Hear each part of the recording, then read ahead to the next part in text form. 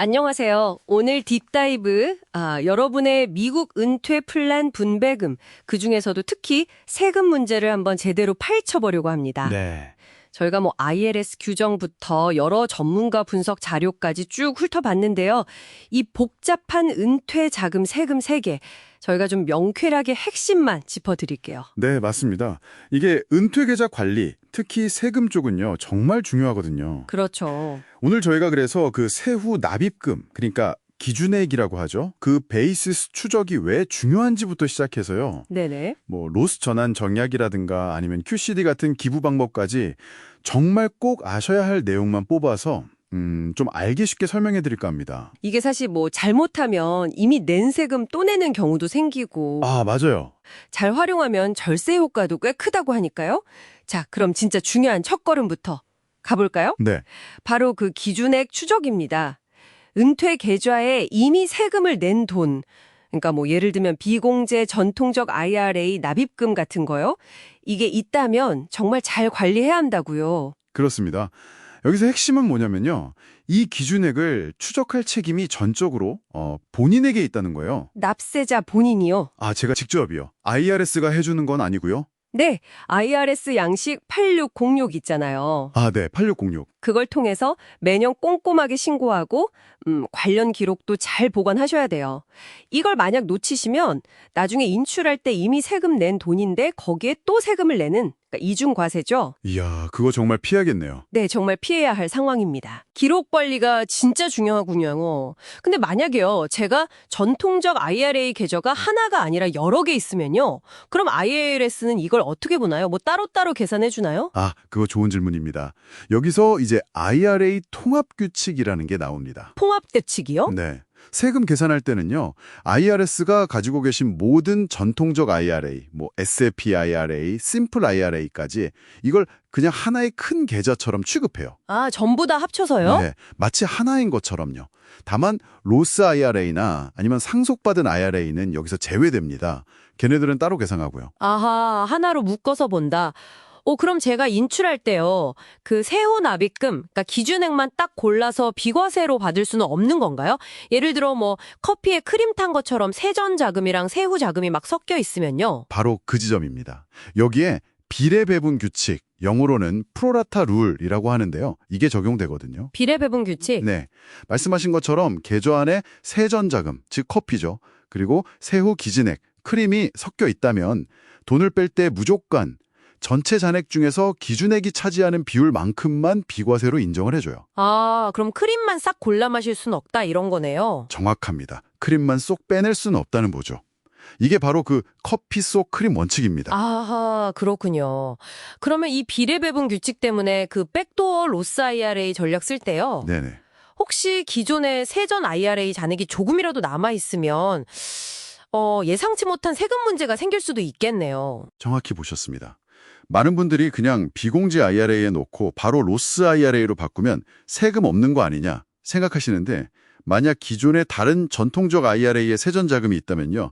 이 비례 배분 규칙 때문에 전환하는 금액이 일부에 세금이 붙을 수 있어요. 아, 그렇군요. 그럼 이거 해결 방법은 없나요? 있습니다. 해결책도 있죠. 리버스 롤오버라는 전략이 있어요. 리버스 롤오버요? 그건 또 뭔가요? 좀 생소한데요? 네, 이건 뭐냐면요. 만약 현재 다니시는 직장에 401k 플랜에서 받아준다면요. 그 IRA에 있는 세전 자금 있죠. 그걸 그 401k로 옮겨버리는 겁니다. 아, IRA에 있는 돈을 401k로요? 반대로. 네, 그렇죠. 리버스죠. 그렇게 하면 IRA에는 세후 기준액만 남게 되니까 이걸 로스 IRA로 전환할 때 세금이 안 붙게 되는 거죠. 비례 배분 규칙을 아주 효과적으로 피하는 방법입니다. 물론 401k 플랜에서 받아줘야 한다는 조건이 붙지만요. 와, 그런 방법이 있군요. 401k 얘기가 나와서 말인데요. 그 메가 백도어 로스 IRA 전략도 있잖아요. 이건 또 리버스 롤오버랑 어떻게 다른 거예요? 아, 메가백도어로스는요. 401k 플랜 자체의 기능을 활용하는 좀 다른 개념입니다. 네. 만약에 가입하신 401k 플랜이 세후 납입, 그러니까 로스가 아닌 그냥 세후, 애프터 텍스 납입을 활용하고 또 그걸 로스 IRA나 로스 401k로 분배하거나 롤오버하는 걸 허용한다면 가능한 전략인데요. 조건이 좀 있네요. 네, 그렇죠. 이게 IRS 고시 2014-54 덕분에 가능해진 건데요. 401k 안에서도 세후 납입금이랑 거기서 발생한 수익을 분리해서 처리할 수 있게 됐어요. 그래서 그 세후 납입금 부분은 세금 없이 로스 계좌로 바로 옮길 수 있는 거죠. 이것도 역시 플랜에서 허용하는지가 가장 중요합니다. 그렇군요. 플랜 확인이 필수겠네요. 그리고 아까 잠깐 언급하셨는데 70세 반 이상이신 분들한테 특히 좋은 전략도 있다고요? 네, 이건 정말 강력 추진하는 도구인데요. 바로 적격 자선 분배, QCD라고 부릅니다.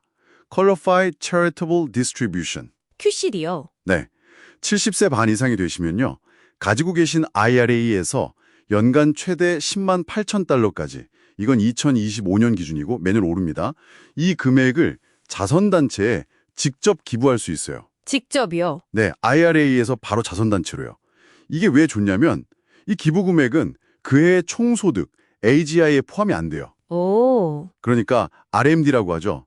필수 최저 분배금 요건도 이걸로 충족시키면서 동시에 소득세 부담도 줄일 수 있는 거죠. 그리고 더 중요한 건요. 네. 이 QCD는 아까 말한 그 비례배분 규칙 적용을 안 받아요. 아, 정말요? 네, 그래서 세전자금부터 우선적으로 기부가 됩니다. 그러니까 내 소중한 세후 기준액은 그대로 남겨두고 세금 내야 할 돈부터 기부할 수 있는 거죠. 기준액 보존하면서 기부하는 정말 최고의 방법 중 하나입니다. 와, QCD는 정말 장점이 많네요. RMD 해결, 소득공제 효과, 비례배분 규칙 해피까지. 그런데요, 아까 로스 전환 같은 거 할 때 좀 큰 금액을 옮기면 당장 내는 세금 말고 다른 영향도 있을 수 있다고 하셨잖아요. 아, 네, 맞습니다. 그거 정말 중요한 포인트입니다. 어떤 연쇄 효과 같은 거 말이죠. 네, 그렇죠. 예를 들어서 한 해에 큰 금액을 로스 IRA로 전환했다고 쳐요. 그럼 그 해의 조정 총소득, MAGI라고 하죠. 이게 확 늘어나거든요. 네. 문제는 이게 2년 뒤에 내야 할 메디케어 파트 B 보험료랑 파트 D 보험료에 영향을 준다는 겁니다. 아, 메디케어 보험료요? 네, 소득이 일정 기준을 넘어가면 보험료 할증이 붙는데 이걸 아이라마 어마라고 불러요. Income Related Monthly Adjustment Amount. 갑자기 소득이 확 늘면 2년 뒤에 예상치 못한 메디케어 보험료 폭탄을 맞을 수도 있는 거죠. 이야, 생각지도 못한 부분이네요. 그렇죠. 그리고 뭐 순투자 소득세, NIIT 같은 다른 세금이 갑자기 발생할 수도 있고요. 그래서 로스 전환 같은 큰 결정을 내릴 때는 당장의 세금뿐만 아니라 이런 2차, 3차 파급 효과까지 반드시 고려해야 합니다. 전체적인 그림을 봐야 해요. 와, 오늘 정말 복잡하지만 너무 중요한 내용들을 짚어본 것 같습니다.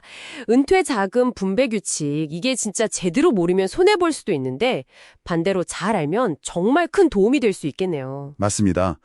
오늘 저희가 나눈 이야기의 핵심은 결국 세 가지 정도로 요약할 수 있을 것 같아요. 네. 첫째는 그 세후 납입금, 즉 기준액 관리의 중요성, 특히 양식 8060, 이거 절대 잊으시면 안 되고요. 네, 8060.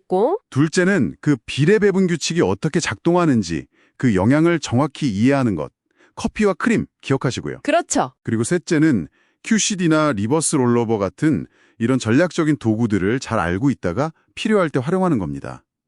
그리고 마지막으로 늘 어떤 결정 하나가 메디케어 보험료라든지 다른 재정 영역에 미칠 영향까지 넓게 보는 시야가 필요하다는 거죠.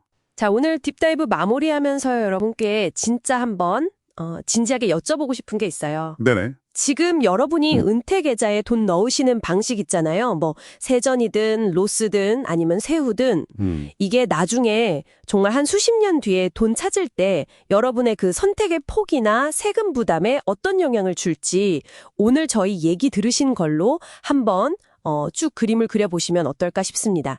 다음에 또 유익한 정보를 찾아뵙겠습니다.